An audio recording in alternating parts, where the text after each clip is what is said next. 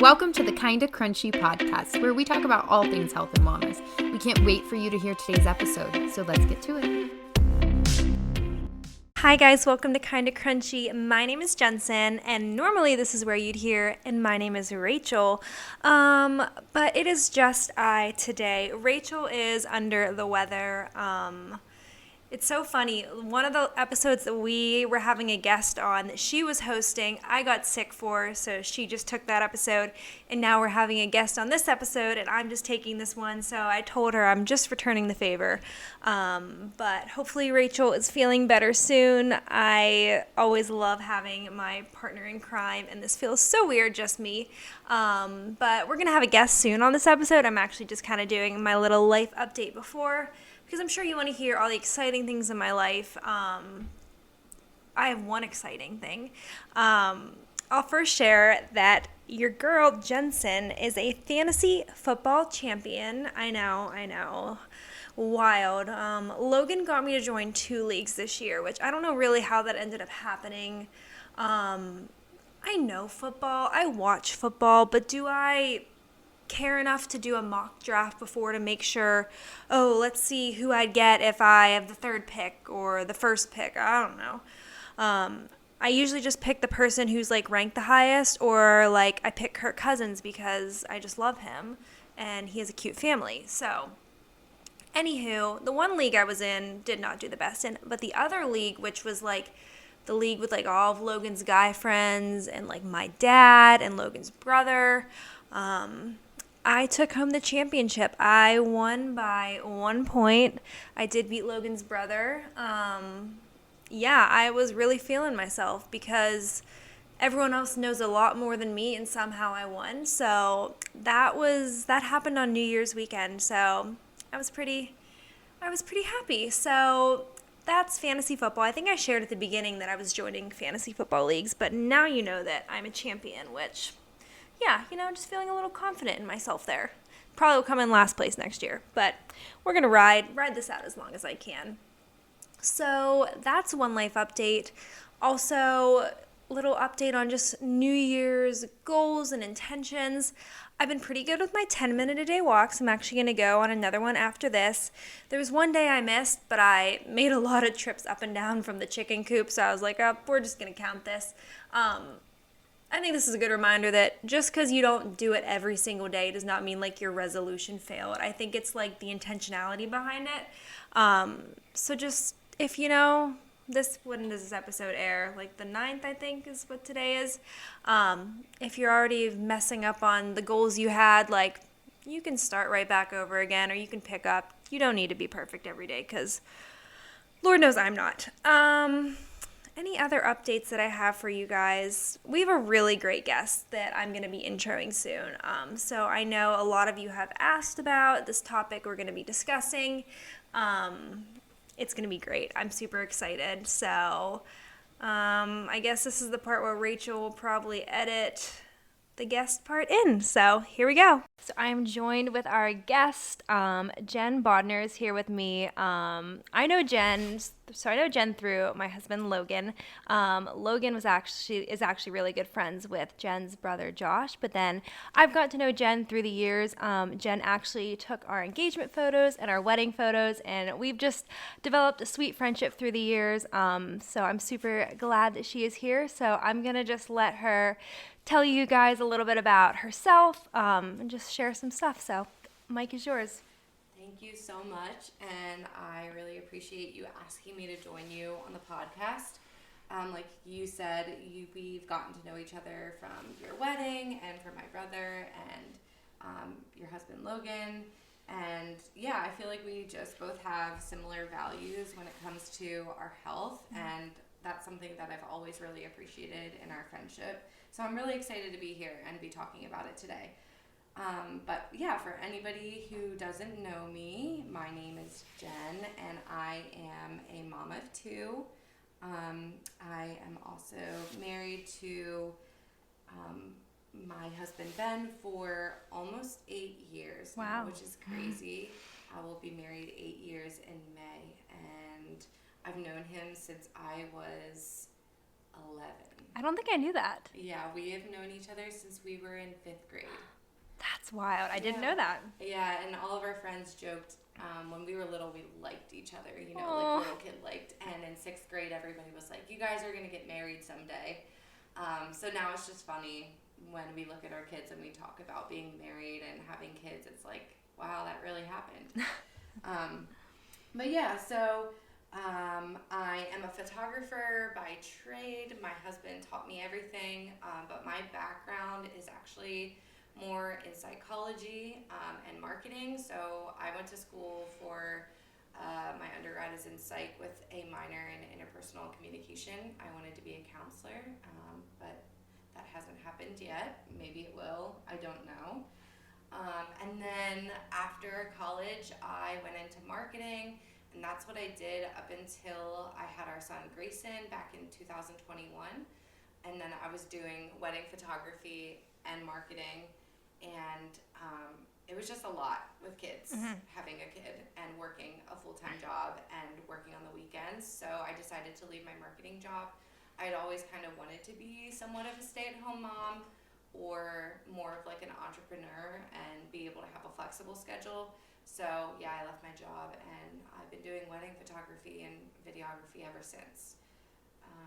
And I am the only girl of 4 boys. I'm from a big family. And yeah, that's just a little bit about me. That's awesome. It's funny, I asked you before this, I was like, you haven't been on a podcast before, but you have a YouTube channel. Yes. Which I feel like you are very much an entrepreneur. You've had like your clothing business, your photography business. I just like really look up to like how much drive you have with your career and with like your fitness and your health and just being like a mom too. So it's cool to watch your journey. But I guess speaking of like a journey, tell me a little bit about, we're not on video today, but Bentley is with us. So if you hear his toy, he wants to join. Hi, buddy. You should get down now. Tell us a little about your health journey, because I know personally, Bentley really is, okay. He probably smells my dog. He probably does. He just wants to be part of this. Anyways, health journey. So tell me a little about your health journey. I mean, I know mine has evolved since, like, if I look back to middle school and high school, I don't even know who that person was. So I guess tell our listeners just how your health journey has looked from, like, when you started really focusing on, like, health and fitness to just, like, how it's changed. Yeah, so I think really the baseline, the whole foundation of my health journey started actually when I was 15. I always struggled with irregular periods, and back then my mom also had similar issues when she was growing up. And so the way that she dealt with it was she went and she was put on birth control, basically as a way of like managing her hormones. So they did the same for me. There's a lot of stuff that if I would have known what I know now, I would have never let that happen to a 15-year-old girl. I would have never made that decision for myself at that time and started taking the pill as a way to like essentially cover up my symptoms.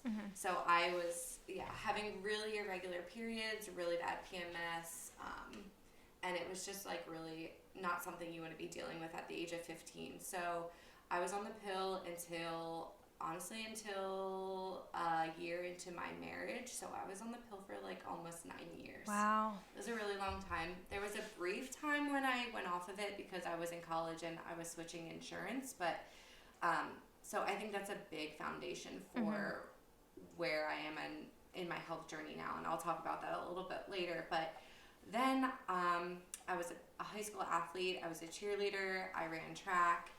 And I didn't really have a good sense of like a relationship with food. Like I pretty much just ate whatever I wanted because I was an athlete, and I have 4 brothers. And I'm one of 5, so my parents really just like fed us whatever they could to like keep up with like us being super active. We were also on the go a lot, so we ate a lot of fast food growing up. We were spent almost every weekend at a soccer tournament or some kind of tournament. So my relationship with food wasn't great. I never really cooked with my parents or anything. So fast forward to college. I went to college, and I feel like a lot of people do. I gained like 10 to 15 pounds, just because of poor nutrition, like not the best environment. I wasn't working out because I wasn't doing sports anymore. And yeah, so then that's when I started getting interested in lifting and working out, and eating a more well-rounded diet, I would say. Mm-hmm. I think I got a little extreme and probably borderline not healthy in like my view on like what I was eating. I definitely was not eating enough. I was undernourished for sure. There was a point in college I actually had to go to the doctors because I was having fainting spells. Turns out I didn't have enough sodium in my diet because I was eating like leafy vegetables and like chicken that was like cooked with like absolutely no seasoning. Like it was bad. It was like my chicken, rice, and broccoli days, and I feel like a lot of people go through that phase. Yep. So that was kind of my first like step into trying to be healthy and take hold of like my weight, and just I think a lot of it was more focused on aesthetics and like, you know, very surface level stuff. And then fast forward to when I got married, I started just having worse and worse symptoms around my period. I would just get really depressed and anxious like the week of my period. I had really, even though I was on the pill, I just had really bad PMS symptoms still. And then I think I stumbled upon someone on Instagram that was really like anti-pill, lived a very holistic lifestyle, and it really inspired me to kind of start researching and diving into that more. At the time, Ben and I did not want to have kids yet, so I was really worried about how I was going to manage like, you know, contraception and that kind of stuff, because I wasn't really educated about like tracking my cycle, taking my temps, like what all of that meant.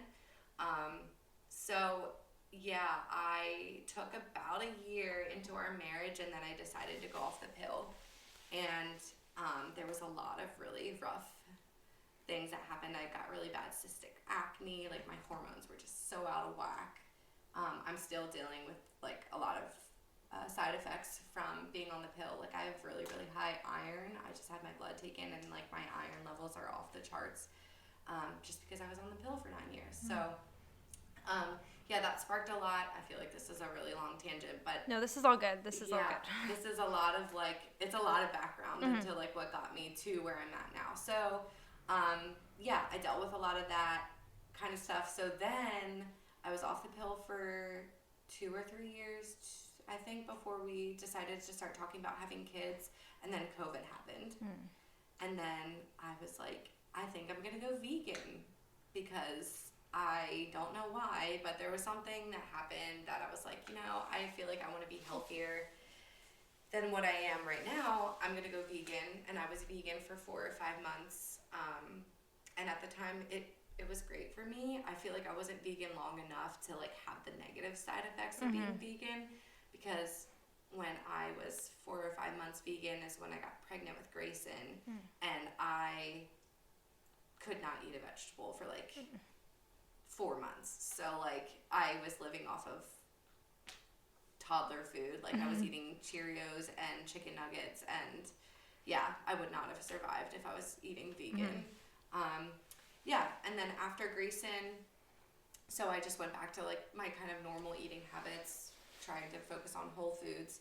After Grayson, I had a lot of struggles just like with being a mom in my transition. I had some struggles with breastfeeding with Grayson, and just like a lot of things that I wasn't prepared for postpartum. And then I had pretty bad postpartum depression and anxiety. So I decided to see a functional medicine doctor, because when I went to my postpartum checkup, they were like, oh yeah, you're definitely like anxious and depressed. You should start taking Zoloft. And I was like, what? No, like, I'm like, you're not even hearing me. Yeah. That's not the answer that I want. Like, that's not the answer for me. Not that there's anything wrong with taking medication, but it just didn't sit right. It didn't resonate with me. So I decided to seek professional help elsewhere. I just knew that within myself and my body, I knew that something wasn't right, and it wasn't like a prescription pill was going to solve it. So I went to see a functional medicine doctor at Turnpal. I don't know, is that okay that I said? Oh, yeah, Okay. yeah. We can actually link them because I feel like I've heard such good things about them, so. Yeah, a lot of people ask me where I went. And so that's where I went. And I had blood work done. And after that, they recommended that I go on a paleo diet. At the time, I wasn't really following any like specific diet. I was kind of just eating whatever, pretty much the American standard diet. Yeah. And then I had also been struggling to lose weight. I mean, I've always struggled with estrogen dominance, but that entire like doctor's interaction with them proved to me that that was true, and that's like what all my issues stem back to when I was 15 and dealing with irregular periods is all estrogen dominance issues. So I went on a paleo diet, and at the time, I think it was really what I needed. Looking back now, I definitely, like, I wouldn't eat paleo now. Like, I would eat, I think it's one of the better diets, quote unquote, but I still think there's things lacking in it that I eat now that I didn't eat, like, 2 years ago. So then I started eating paleo. I started weight training again. I got linked up with Power Train, and I really just started focusing on my like metabolic health. I started going to therapy, which was a really big step for my mental health that I felt like was really tied into my physical health.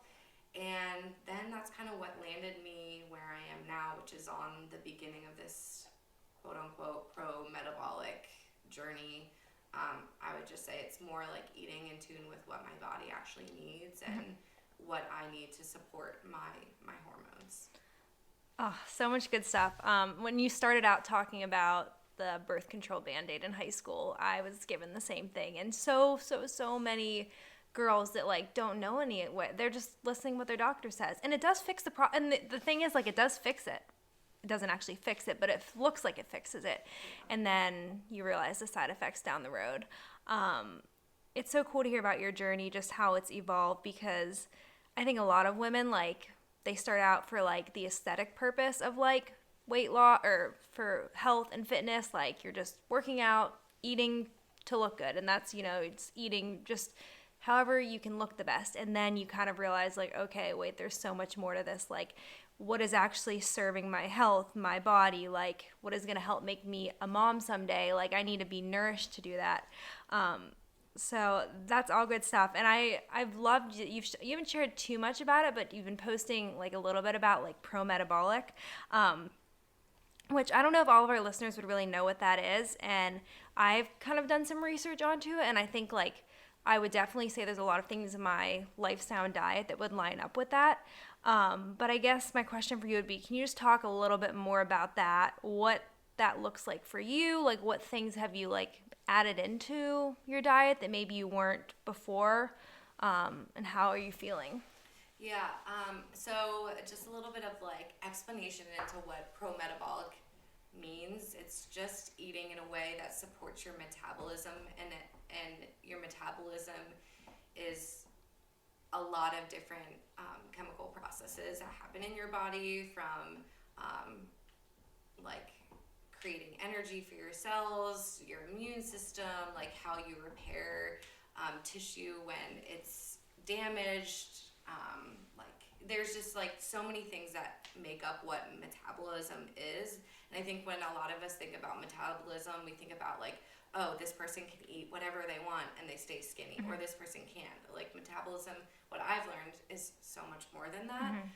It affects like almost every function in our body, and really what it is like how our bodies create energy and what resources it needs to be able to do the jobs that it needs to get done.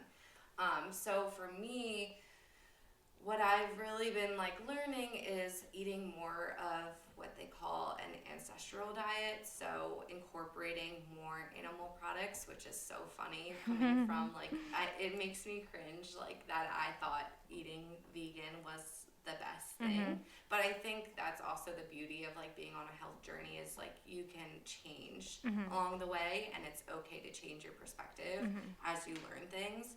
But yeah, for me, it's just looked like incorporating raw milk, raw dairy, which is so funny because I've been lactose intolerant literally my entire life. Wow. Even since I was an infant, when my mom breastfed me, she said that I really struggled. And it's funny because I can eat raw milk, raw cheese, and I have no issues. Wow. So clearly the issue is not with the milk. Yeah, it's the with way it's processed. Yeah, the pasteurization process. Yeah. So I've been incorporating beef liver and eating more like root vegetables.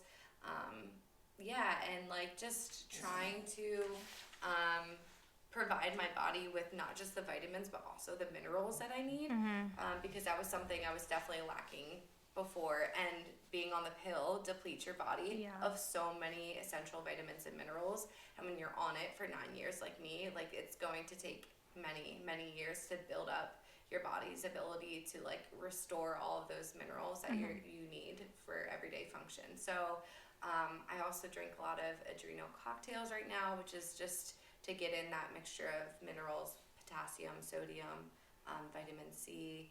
So I'll make adrenal cocktail with coconut water, usually fresh lemon or orange, and then some fresh cracked sea salt, which has really helped me. I had like chronically chapped lips. With breastfeeding, I have to drink like so much water, and I was not getting enough minerals, and it was resulting in me having these like really chapped lips, which was such a weird side effect. But I was just like chronically dehydrated, because the water I drink doesn't have enough minerals in it. So like I've literally learned so many things that I didn't know. Well, it's so funny because they tell you like drink water, but like you're actually hurting yourself if you're not like actually putting some like sort of minerals in it, because you're just like depleting your body of what's already in there. And it's just so funny that like no one ever told us these things growing up. Yeah.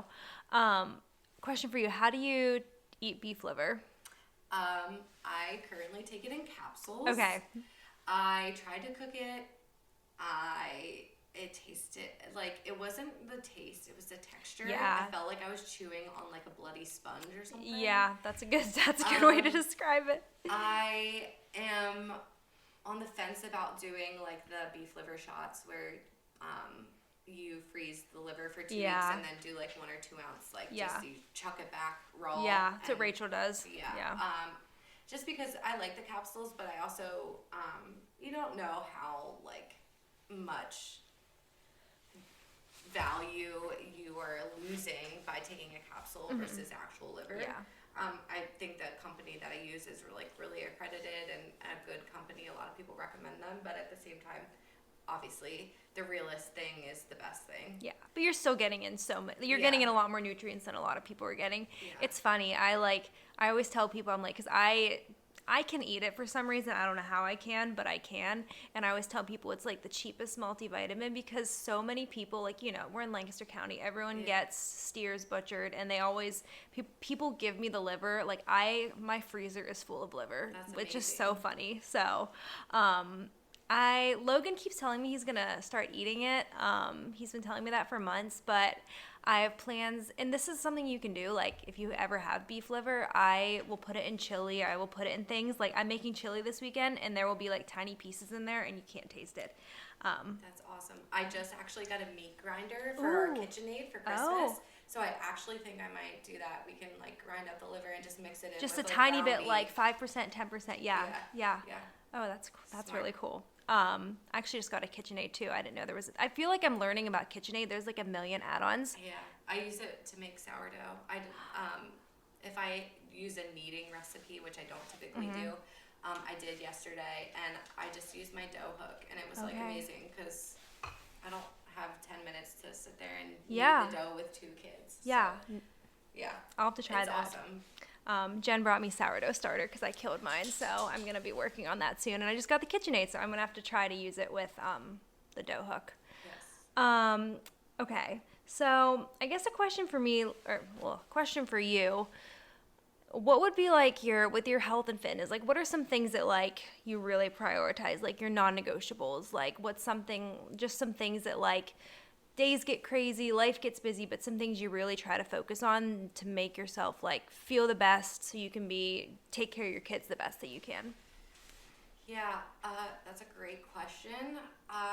So I think depending on what season of life I'm in, that answer will change. Right now, I'm 7 months postpartum, so the thing I prioritize the most is sleep.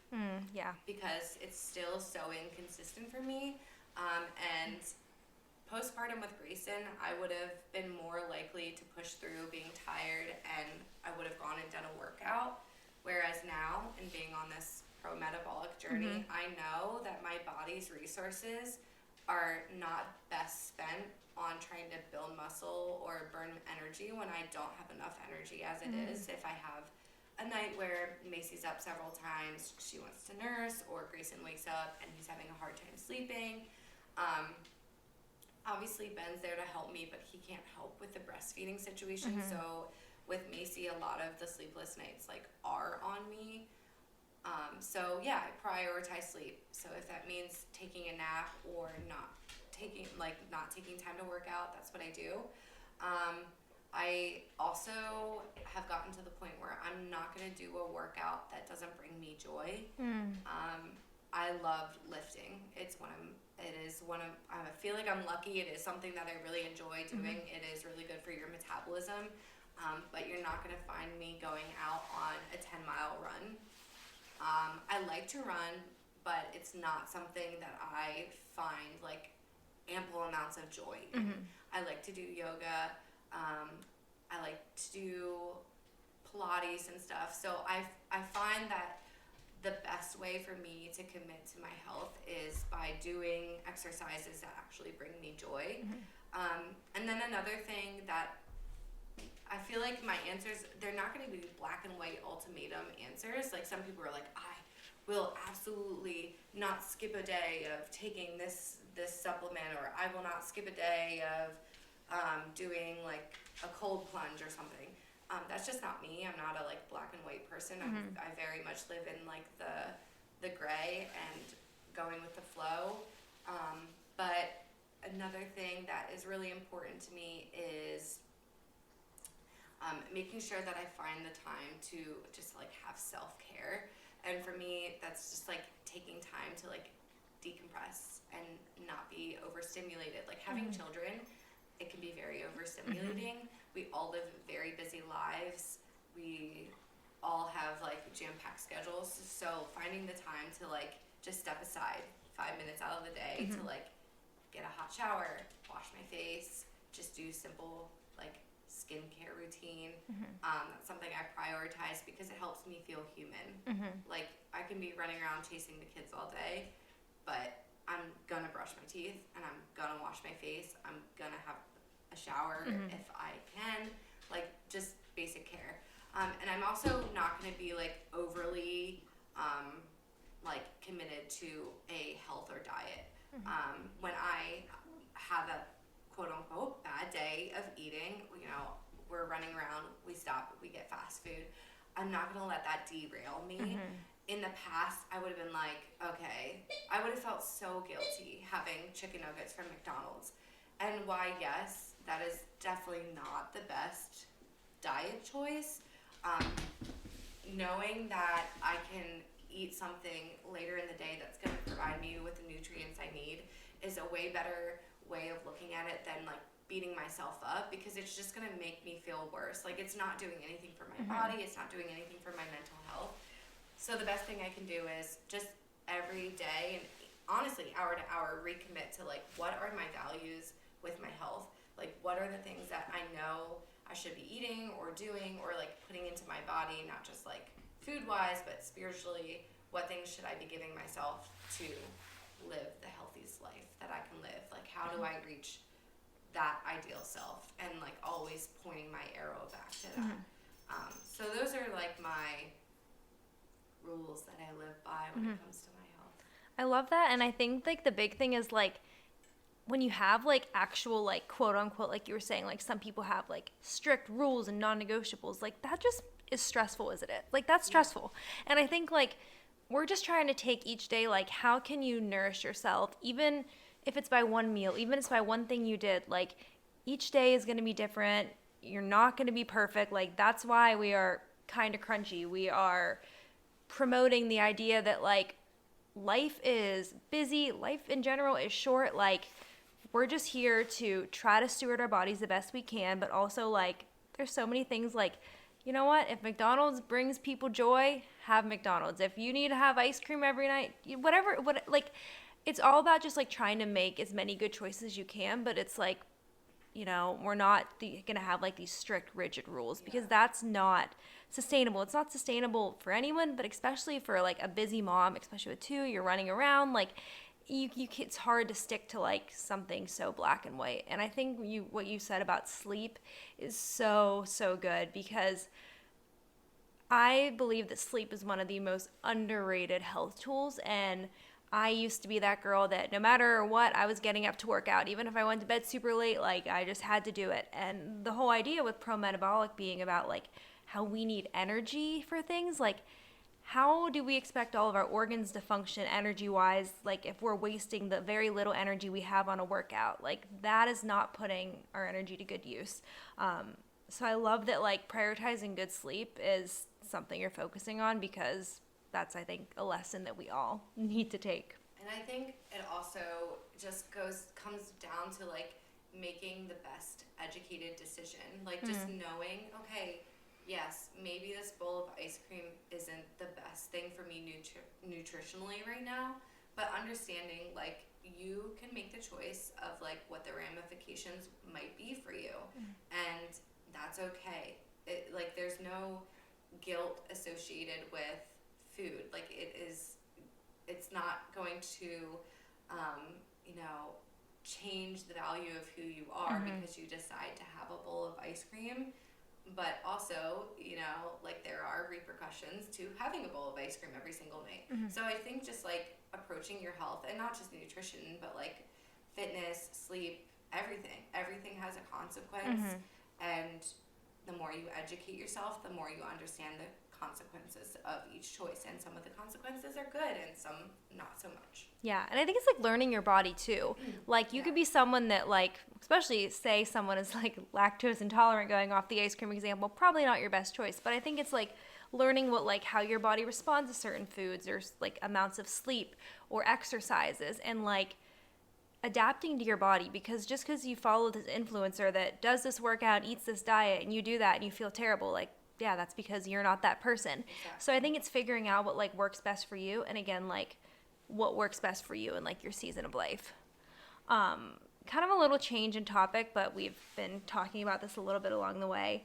We've had so many listeners ask us about parenting and just all the things parenting wise. And Rachel and I, all we have are dogs right now, so we're not the ones to give the best advice. But I guess starting, like, what has your experience been as a mom? Like, I know that's a very broad question, but yeah, I love this question because my answer today is so different than what it would have been last year and even the year before that. I'm now almost 3 years into being like a mom.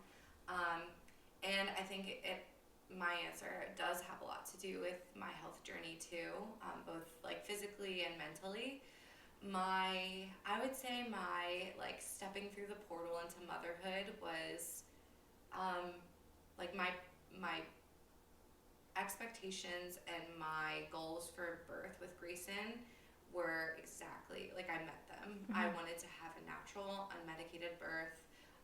I did choose to have him in a hospital, and I am glad I had him there because he did have to go into the NICU. But I was in labor for 26 hours, and my mom had all 5 of us unmedicated. Wow. So it was like, I'm competitive.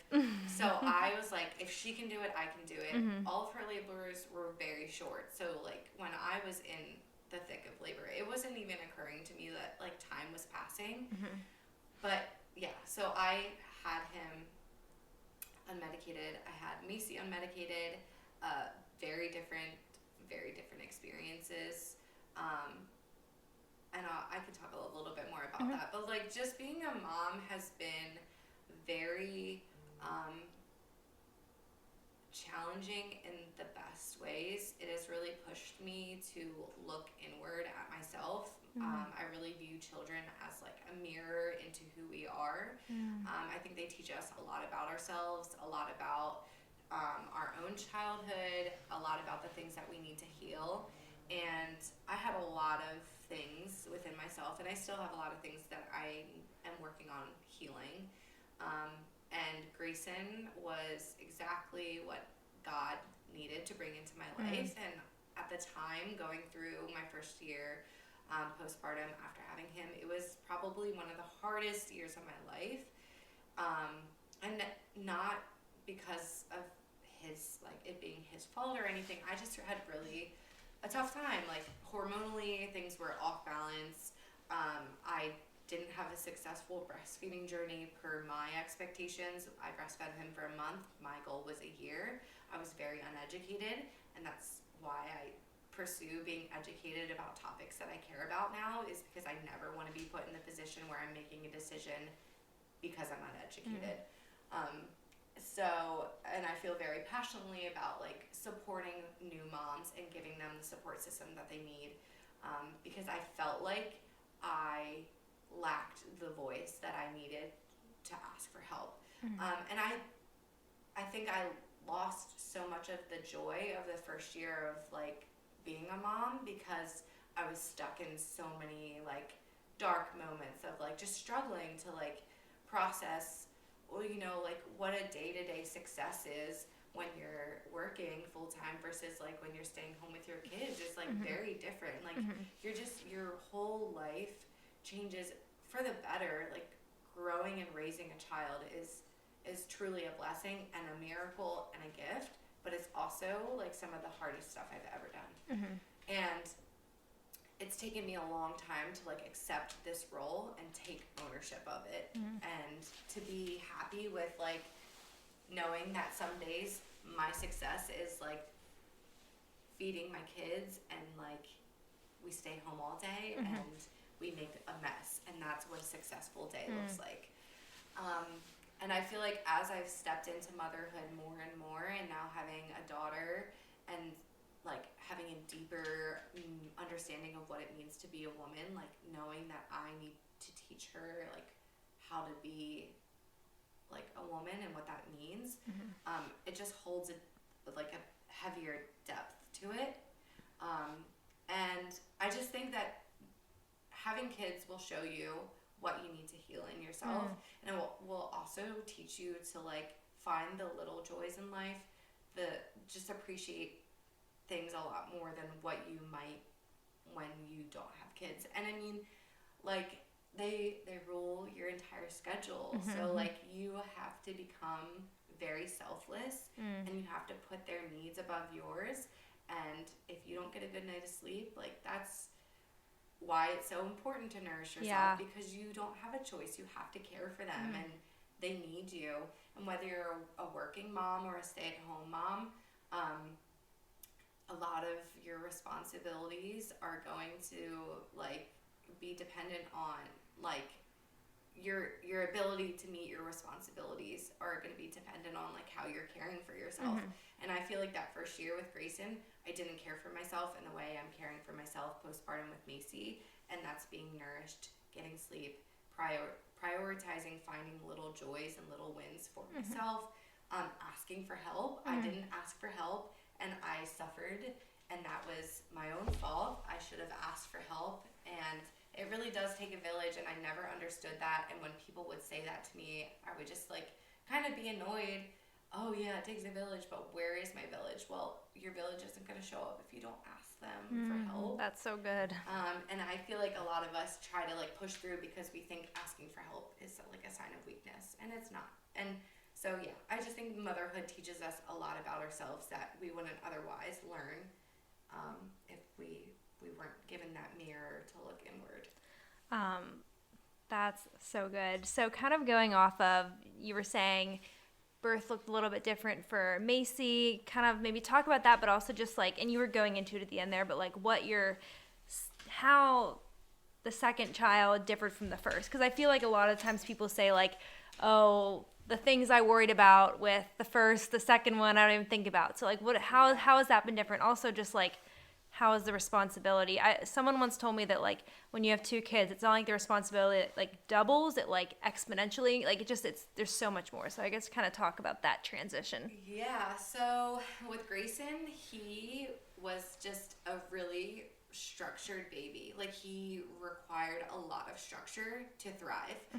He was just a really sensitive baby, so he thrived off of a very strict schedule. So like, when it was nap time, it was nap time. There was no like pushing it. He needed like a lot of support, and like, yeah, so we rocked him to sleep. We had a sound machine. The room was dark. He must have slept in his crib or else. I mean, for the first 3 months, he pretty much slept, like, we contact napped a lot, but once he started getting in, like, more aware of the world, he really needed structure. And we handled things just vastly different with him than we do with Macy. And I think also as we've grown in our parenting and I've grown in motherhood, my view on things have changed. So with Grayson, because we struggle with breastfeeding, he was formula fed, which was something I swore I wouldn't do. We sleep trained, which was something I swore I wouldn't do. And it's something that I don't fully agree with now, but looking back, it was the answer that I needed at the time. And so we sleep trained him at 10 months. And yeah, he just was like a really structured baby. He's like a full on like busy kid. He has been since the moment he was born. So he's just like go, go, go. And there was no chill, like no chill. With Macy, even through my pregnancy, I just like approached things very differently. I was very go with the flow. I did not worry about the things I worried about with Grayson. Obviously, like, there's just the general worries that you have, like, with carrying a baby, but I didn't obsess over, like, what things we were going to have when she was born, or, like, I just, like, I also didn't, like, hang on to every word that our providers said. Like, I really wanted to do a home birth, but then, because Grayson was in the NICU for 48 hours after delivery, he just felt more comfortable, and being my support person in labor, I didn't want him to feel uncomfortable. So I said, we'll do a hospital birth, and if we decide and are blessed with a third, then I'm doing a home birth. But with Macy, I did another unmedicated birth. My labor was like 4 hours with her. We got to the hospital and she was born within an hour. It was like full on. Yeah, it was the most wild thing. With Grayson, I felt like my birth experience was very spiritual and slow, and like really, like, it was very entrancing. Like, I went to a place mentally that I've never been. Wow. And it was very beautiful. With Macy, it was primal. It was full on primal. I remember, like, it was just like full on. I was very vocal with her. I was not like that with Grayson. It happened so fast. My body was just trying to keep up, and like the only way to work through that was to like just move and be very vocal. But with her postpartum experience and just who she is, she's very go with the flow. She's just a different baby. She's not, Grayson was very like colicky. We've had a pretty easy breastfeeding journey, which I feel like has a lot to do with me just educating myself and knowing how to troubleshoot things and knowing what things are like a red flag and what aren't. But also, I just think it's her as a baby. She's just entirely different than Grayson. We didn't really have latching issues. We've been like good pretty much since like she was born. So yeah, like, I think it definitely... We'll pause for a second. This is so good so far. Bentley, I do think someone is dropping something off, so that might be it right now. Delivery people? My one friend told me she was dropping something off at some point today, and this might be her. Oh, no, it's the neighbors. Yeah, every time the neighbors go in, I think we should be good. Bentley, he also usually just like sits on the couch the whole time. He just wants to be a part of this. Like, listen, I'm trying to protect you guys. Are we done? I think we're good. Okay, you can continue. Rachel, just cut that out. Okay, perfect. So I've just been way more go with the flow. I let her kind of decide when she's ready to do things. We've co-slept way more than I did with Grayson, which was something I was super, super anxious about with him. I've just really leaned into trusting my mother intuition and knowing that I know my child the best, and whatever decisions that I make for them is going to be better than the decisions that somebody else would make. And I feel like that's when you really step into true matriessence, is when you embody who you are as a mother, and you know that the role that you play and who you are, you were created as the perfect mother for them. God chose you for a reason, and embodying that and being confident in your decisions just really changes your whole perspective on every decision that you make when you become a mom. And I feel like it's hard to be that mom as a new mom. All of us go through a metamorphosis in motherhood, and even in the season I am in now, I'm sure in 5 years I'll look back and be like, wow, I would have handled this differently. But it's because you grow. Everything in life teaches you something, and hindsight's 20/20. But yeah, I just feel like that's also the advice I would give a new mom is trust yourself. Don't rely on the books and the outside advice. Not every baby is cookie cutter, and things aren't always going to go perfectly. They're not robots. They are little humans, and you got to learn that whatever your gut is telling you, your heart is telling you, is probably right.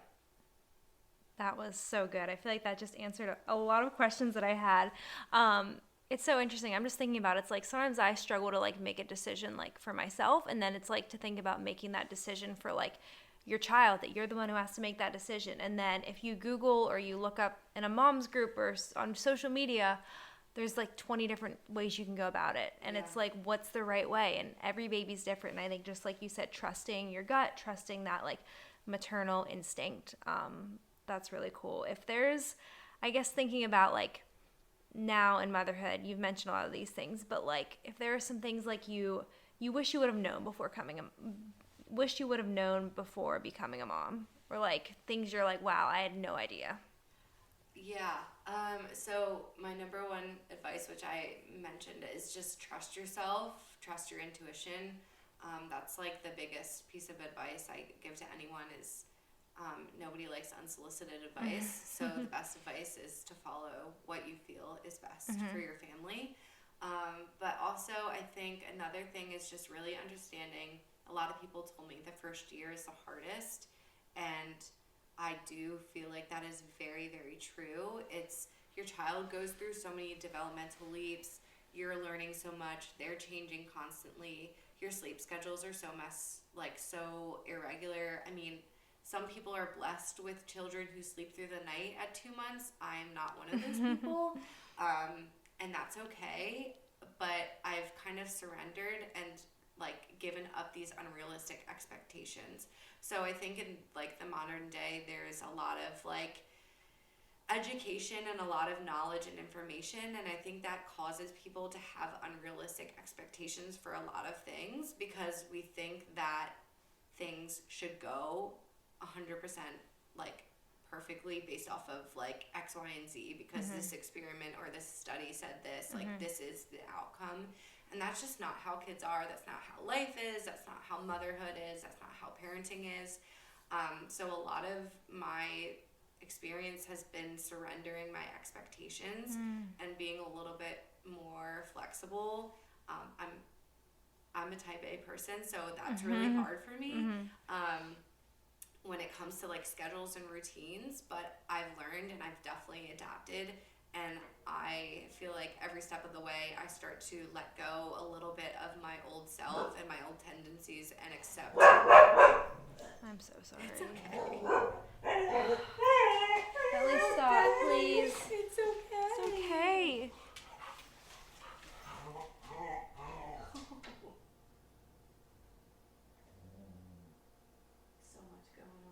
your dog go crazy too? Oh yeah. Okay, He that's barks what at every, that's what I somehow thought. He knows every single delivery truck. He just knows the sound of that. Yeah. And they think that like, oh, it's the other neighbor. Okay. Well, my delivery still hasn't come yet, so there could be a third one, but sorry. It's okay. Sorry, Rachel, you have lots of fun editing. Usually it's like, we usually don't have to edit anything. It's just like one click, but. Buddy, are we good? Can we go? Go back to the couch. Okay, I think you're good. Trying to think. Yeah, I was just talking about surrendering expectations. Yeah, and just knowing that like every struggle you go through is just a phase. I remember getting hung up every time Grayson did something, and like I felt like it was never gonna end, like whatever struggle I was facing. But everything's a season. It's a fleeting moment, and looking back, it's like I don't even remember half the things I stressed over. So with Macy, like one of the biggest things again is sleep. Like I don't force her to do anything she's not ready to do. So if she needs to sleep with me, and that's what helps us all get rest, like that's what I'm gonna do. And if that doesn't work for some people, that's fine, but that's what works for my family. Yeah. So I just feel like, yeah, not pushing yourself to like make some unrealistic like goal to meet some unrealistic goal because it's something you read in a book. Yeah. Like, again, fluidity in parenthood. Yes. That's what you need. I love that. That's so good. I feel like there's so many. Social media, I feel like, is the problem with this. You can learn a lot on social media, which I feel like I've learned so many things from it, good things, but there's also just like, I'm sure you see these moms that do these things, and it's like, I don't know how that's even humanly possible. And it's like, again, those are unrealistic expectations that like are not for your family. They might be for their family, but not for your family. Kind of one last like big question, because I know a lot of our listeners are moms, but also are like working moms too.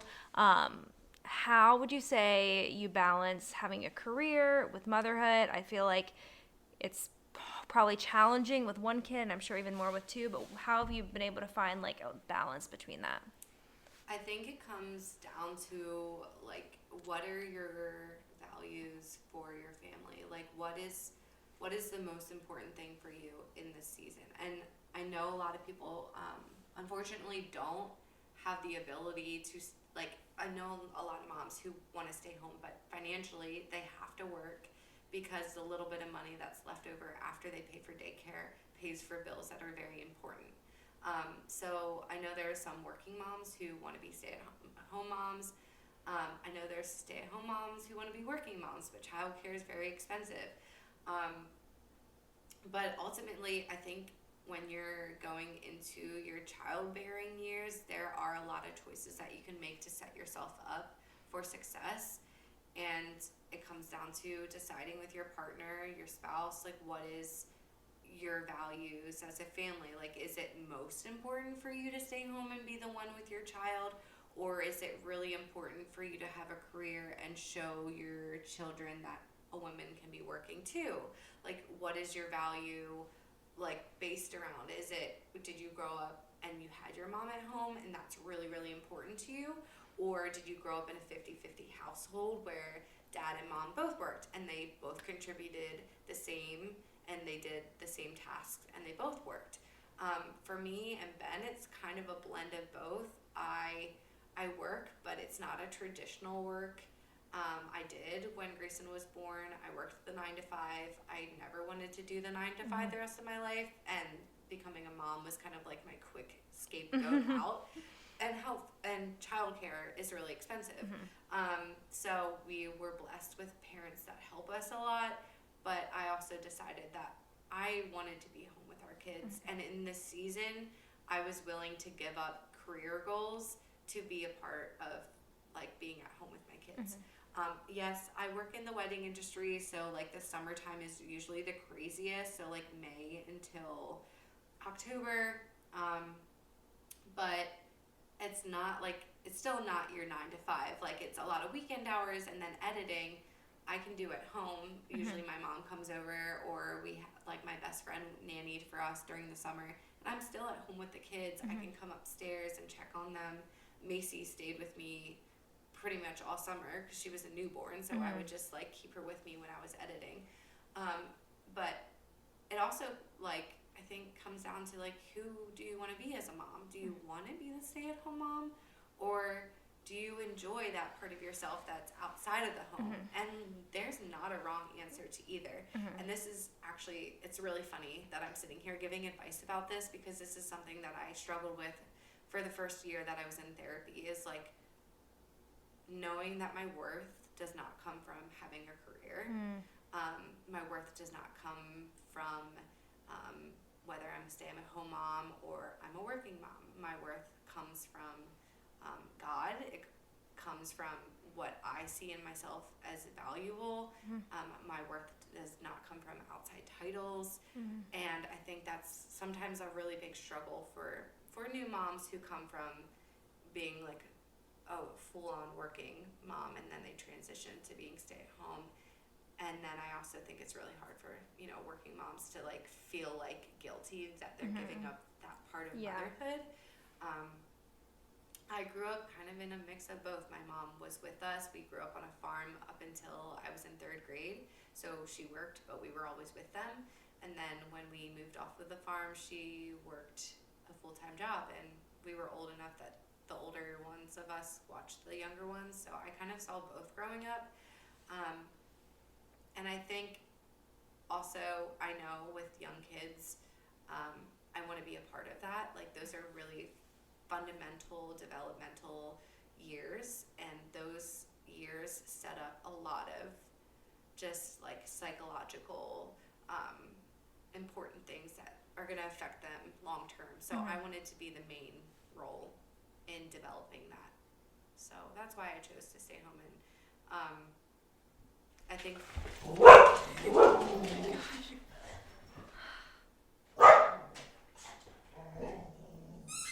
At least he caught you at the end of a sentence. Yeah.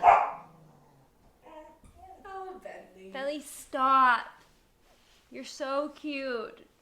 But stop.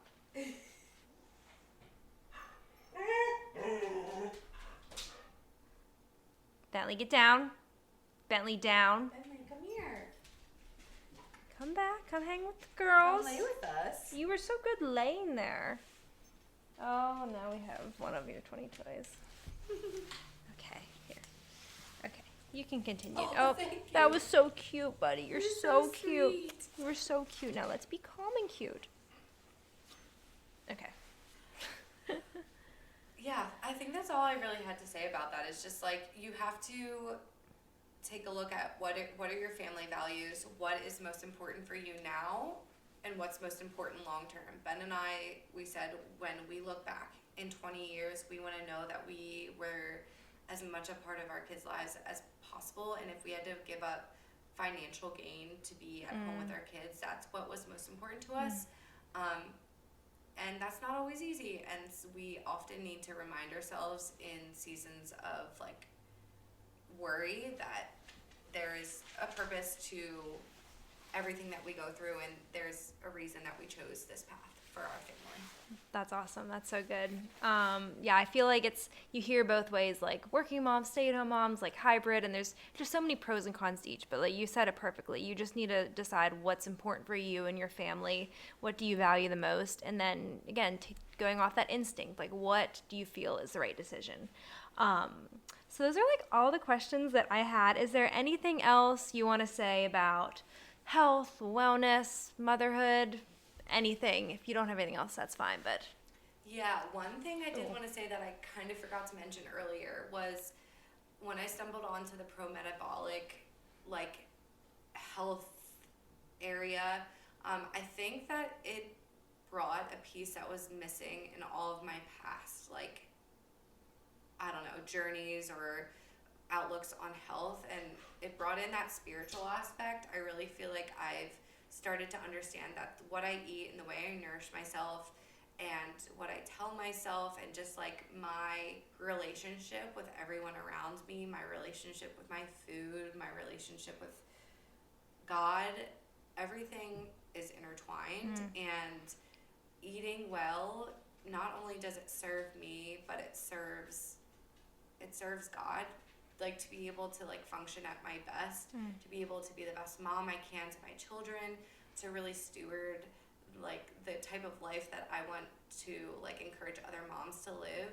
And I feel like when you search for something and you pray for something, it shows up at like the most important times. And I'm just really thankful that I've been on this journey, and even though things have changed over the years on my outlook on things, it's brought me to the point that I'm at now, and it's just totally changed like the trajectory of how I plan to like nourish my family, and that is so important to me. That's amazing. Thank you so much for sharing all about your journey, motherhood. I know our listeners are learning a lot from this. I know I've learned a lot just sitting here. So just again, thank you for taking the time. We loved having you on. And again, thank you guys for listening. Thank you for being here for another week.